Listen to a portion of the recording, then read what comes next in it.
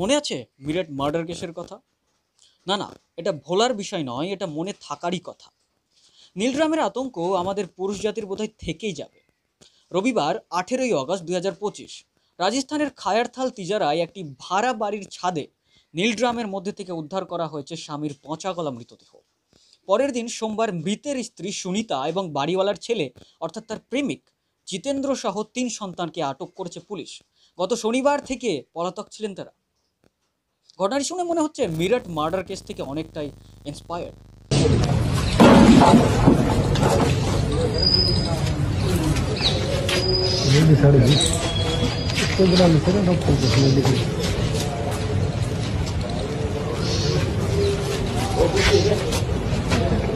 Police জানিয়েছে মৃত ব্যক্তির নাম হংসরাম, উত্তরপ্রদেশের শাহজাহানপুরের বাসিন্দা।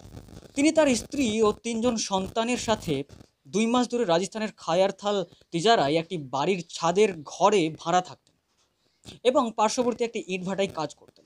পুলিশ আরও জানিয়েছেন হংসরাম মদে আসক্ত ছিলেন এবং প্রায়শই জিতেন্দ্রের সঙ্গে মদ্যপান করতেন।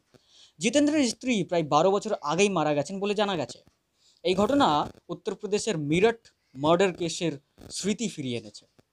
গত মার্চ মাসে মুস্কান রস্তোগি এবং তার প্রেমিক সাহিল শুক্লা কথিতভাবে তার স্বামী সৌরভ রাজপুতকে ছুরিকাঘাতে হত্যা করে দেহ টুকরো করে এবং সিমেন্ট ভর্তি নীল ড্রামে সিল করে দেয়। ঠিক একই রকমভাবে সুনিতা এবং তার প্রেমিক জিতেন্দ্র তার স্বামী হংসরামের গলায় ধারালো অস্ত্রের আঘাত করে হত্যা করে এবং নীল ড্রামের মধ্যে ভরে দেয়। দেহের পচন ত্বরান্বিত করার জন্য দেহে লবণ মাখিয়ে দেয়। এই বিষয়গুলো শুনেই গা শিউরে উঠছে।